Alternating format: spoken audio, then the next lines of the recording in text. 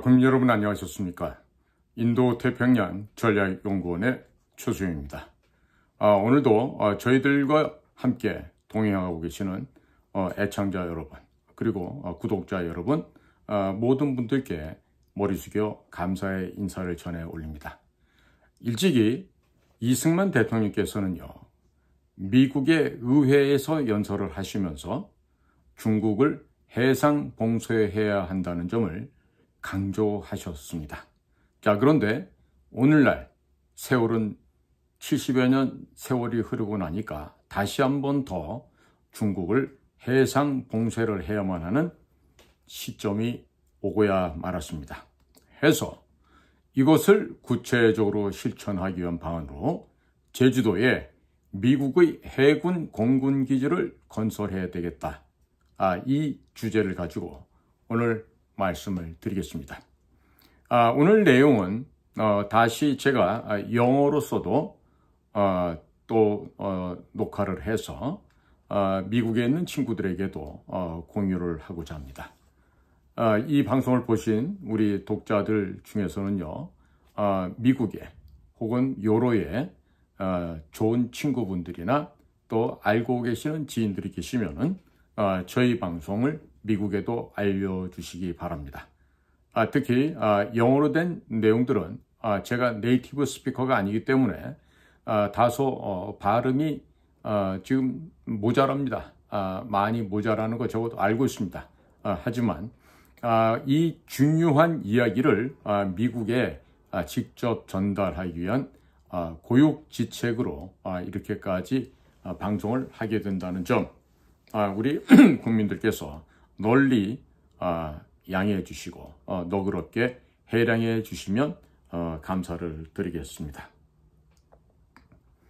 특히나 이 방송을 도널드 트럼프 미국 대통령과 그의 충직한 측근들에게도 전달해 주시면 대단히 고맙겠습니다. 제가 만일 대한민국의 국정원장 혹은 차기 대통령 후보자라고 한다면 가정법이죠. 트럼프 대통령에게 1954년 7월 28일에 미국 의회를 방문했던 이승만 대통령 각하께서 어떻게 중국 공산당을 무너뜨릴지에 대한 연설을 하셨습니다. 이 내용부터 먼저 들려드릴 것입니다. 그리고 현재의 대한민국 정부가 중국 공산당을 어떻게 해상 봉쇄를 할 것인지에 대해서 이야기를 들려드릴 것입니다. 미국에서는 한국의 차기 대통령 후보에게 혹시 이승만 대통령께서 1954년 7월 28일에 미국 워싱턴 소재 의회를 방문해서 연설하면서 중국 공산당을 어떻게 무너뜨리겠다고 연설했는지를 알고 있는지 물어보시기 바랍니다. 그리고 당신은 중국 공산당을 무너뜨리기 위해서 어떤 전략을 갖고 있는지 반드시 물어보기 바랍니다. 아마도 차기 대한민국 대통령 후보가 될 사람이 중국 공산당의 영향권에 있는 사람이라고 한다면 대답하지 못할 것입니다. 아래 내용들은 1954년 7월 28일 이승만 대통령께서 미국 의회에서 한 연설 가운데 중국 공산당 관련된 내용을 그대로 들려드리겠습니다. 조금 한 목소리 흉내를 좀 내보겠습니다. 신사숙녀 여러분, 한국 전선은 우리가 승리하고자 원하는 싸움, 아시아를 위한 싸움, 세계를 위한 싸움, 자유를 위한 싸움의 일개 소부분에 지나지 않습니다.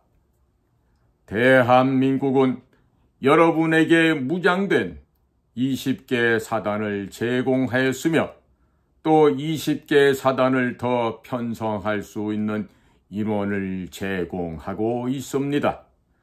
150만의 한국 청년들은 언론의 자유와 자기들의 명예와 자기들의 조국을 위하여 싸우는 것 이상으로 더 좋은 것을 바라지는 않고 있습니다.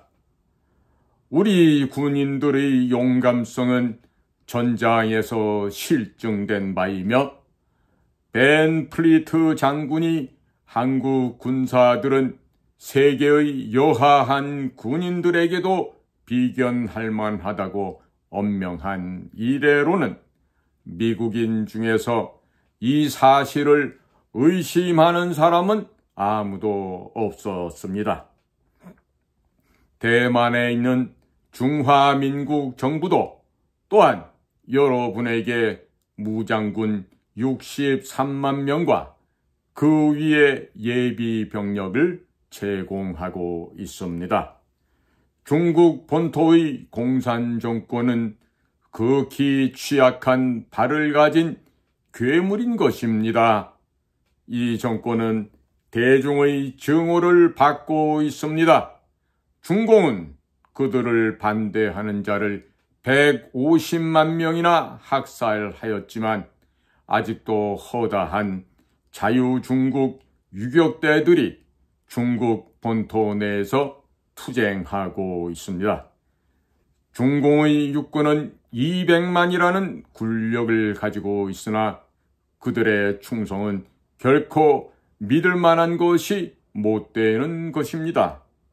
그것은 한국에게 포로된 중공군 출신자 중 14,369명은 대만으로 갈 것을 선택하였으며 중공으로 귀환하는 길을 택한 자는 불과 220명이었다는 사실이 입증된 바입니다. 그 위에 중공의 경제 상태는 극도로 취약합니다. 중공에 도달되는 수입 물자의 60%는 해로를 거치고 있으며 연안해운은 그들의 남북교통의 최주요한 방편이 되어 있습니다. 그러므로 만일 미국 해군이 중국 해안을 봉쇄한다면 중공의 교통망에는 일대 혼란이 야기될 것입니다. 중국 정권에 대한 반격의 성공을 보장하기 위해서는 미국의 해군과 공군이 필요할 것이나 미국의 지상군은 필요치 않을 것이라 함을 나는 다시 한번 강조하는 바입니다. 중국 본토가 자유진영의 편에서 환원하게 된다면 한국 및 인도진화 전쟁은 자동적으로 승리적 귀결을 짓게 될 것이며 세력 균형은 소련에 대해서 극히 불리하게 기울어지게 되어 소련은 감히 민국과의 전쟁 위험을 기도하지 못하게 될 것입니다. 우리가 중국을 다시 찾지 못하는 한 자유진영의 궁극적 승리는 바랄 수 없을 것입니다. 그러면 소련 정부는 이 중국 전쟁에 그 지상군과 공군을 투입하지 않을 것인가? 아마 투입할는지는 모르겠습니다.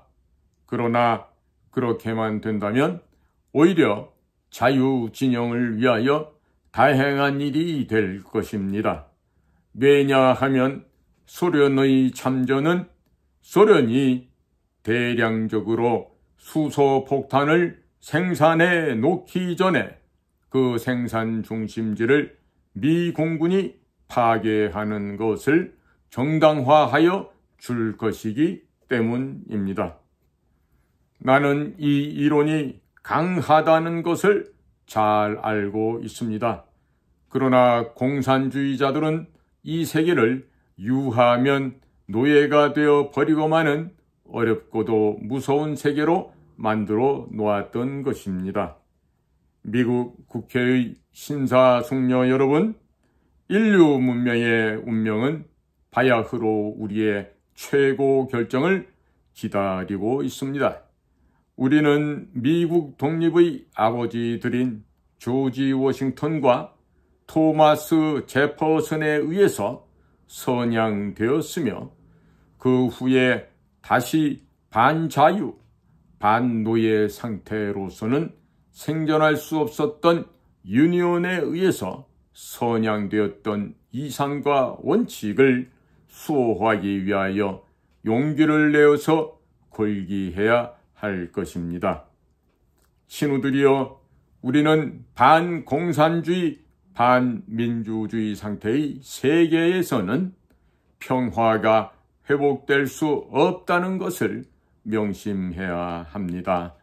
아시아의 자유를 안정하게 하기 위한 여러분의 중대 결정이 지금 필요합니다. 왜냐하면 그렇게 되면 구라파와 아프리카와 그리고 미주에 있어서의 세계 공산주의 문제는 자동적으로 해결될 것이기 때문입니다. 자, 국민 여러분, 지금까지 이승만 대통령의 미 의회 연설문 중에서 중국을 어떻게 하면 무너뜨릴 수 있을지 해법이 나와 있는 부분을 들려드렸습니다. 자, 미국에 계시는 도널드 J. 트럼프 미 합중국 대통령 각하. 제가 만약 대한민국의 국정원장 혹은 차기 대통령 후보라고 한다면 중국을 해상 봉쇄하기 위해서 한반도의 서해안 인천 앞바다의 섬인 덕적도에 대규모 해군기지, 공군기지, 해병대 기지를 건설하고 한국과 미군이 함께 사용할 것을 제안드리겠습니다. 그리고 덕적도에서 남서쪽으로 약 17km 떨어진 곳에 작은 무인도들이 여러 개 있습니다. 이곳을 매립하여 이곳 또한 한국, 미국의 해군, 공군, 해병대 기지로 사용할 것을 제안합니다. 덕적도와 새롭게 매립되어 만들어질 섬의 규모는 두 섬 모두 인천국제공항의 약 절반가량 되므로 이 두 섬에 한국과 미군의 공군, 해군, 해병대가 주둔하게 된다면 중국 해군기지가 바로 코앞에 있는 대련과 청도에서 중국 해군 함정은 항구 밖으로 빠져나오는 것이 불가능하게 될 것입니다. 덕적도에서 대련항까지의 거리는 약 430km입니다. 덕적도에서 청도, 칭다오항까지의 거리는 약 530km에 불과합니다. 때문에 한국에서 개발한 사정거리 500km급 최신형 초음속 지대함 미사일을 대거 배치한다면 중국 해군 함정은 항구 밖으로 나오지 못하게 될 것입니다. 중국의 함정들이 수백 척이 있다고 하더라도 대련항과 따리엔이죠. 그리고 청도항, 칭다오항을 한국형 초음속 대함 미사일로 봉쇄해버린다면 최소 200에서 300척은 항구 안에 갇히게 될 것입니다. 그리고 또 한 가지 제안을 더 드리고 싶습니다. 제주도에서 북서쪽으로 120km 위에 보면 가거도라는 섬이 있습니다. 이 섬의 크기는 길이 약 5km, 폭 약 2km가량 됩니다. 이 섬 가거도를 한국과 미군의 해군 및 공군이 주둔할 수 있는 군사기지를 건설하고 함께 주둔할 것을 제안합니다. 이 가거도에서 중국 해군기지가 있는 청도항은 약 490km, 상해항까지는 약 440km, 닝보항까지는 약 550km가 되겠습니다. 이 가거도에 한국과 미국의 공군, 해군이 함께 주둔하고 한국군의 최신형 초음속 지대함 미사일을 대거 배치한다면 중국 해군 함정 300척가량은 항구에서 나오지 못하도록 묶어둘 수 있을 것입니다. 또 제주도 남서쪽에 보면 과거 일제시대 때 사용하던 소규모 군사 비행장이 있습니다.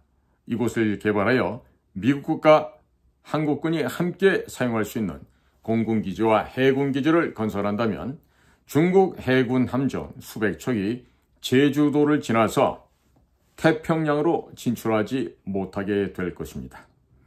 거의 대부분의 중국 함정과 잠수함들이 한반도의 서해안에 갇히게 될 것인데 한국에서 이번에 개발한 초음속 지대함 미사일 혹은 초음속 공대함 미사일로 모두 수장시키면 중국 해군은 매우 간단하게 처리할 수도 있습니다.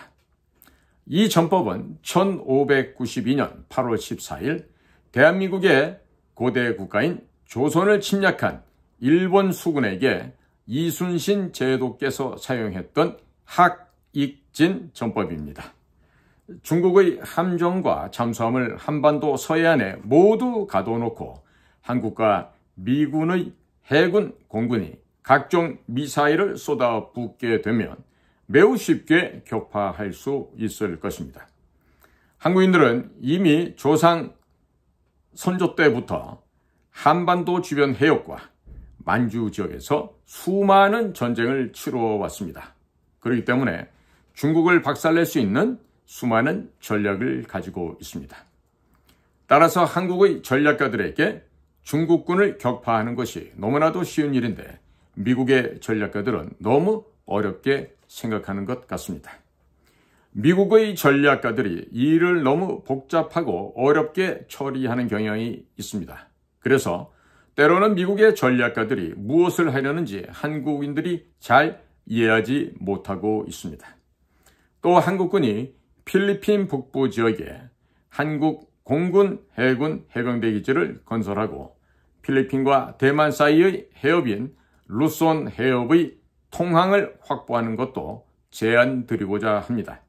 필리핀 북부 지역에 한국의 해군, 공군, 해병대 기지가 들어서고 한국 해군 함정, 잠수함, 전투기들이 대거 배치된다면 중국은 대만을 침공하지 못할 것입니다. 그리고 중국 해군 기지가 있는 해남도에서 출발한 중국 해군 함정 및 잠수함들이 루손 해협을 통과하여 태평양으로 진출하는 것도 한국 해군과 공군이 충분히 봉쇄할 수 있습니다.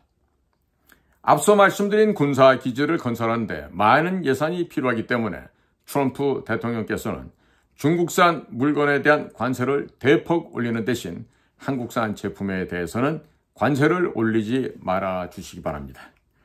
대한민국의 대통령과 국정원장 두 사람 중 한 사람만 제대로 된 사람이 업무를 한다면 중국 해군과 공군을 봉쇄하는 것은 주한미군의 전력 필요 없이도 한국군 단독으로도 충분히 가능한 일이 됩니다. 그러나 윤석열 정부는 2023년에 국방비로 57조 원, 대략 438억 달러를 지출하면서 비정부 기구들에게는 102조 3천억 원, 대략 787억 달러를 지원하였습니다. 또한 성인지 예산으로 24조 원, 185억 달러를 추가로 지출했는데 이 두 항목을 합하면 126조 3천억 원, 미화 972억 달러나 허공에 낭비하였습니다. 윤석열 정부는 국방비보다 2배나 많은 금액을 비정부 기구들이나 여타 성인지 분야의 활동자금으로 제공하였습니다. 대한민국 정부는 국방비를 매년 120조 원, 미화 923억 달러까지 사용할 수 있는 충분한 예산이 있습니다만 엉뚱한 곳에 사용하고 있었습니다.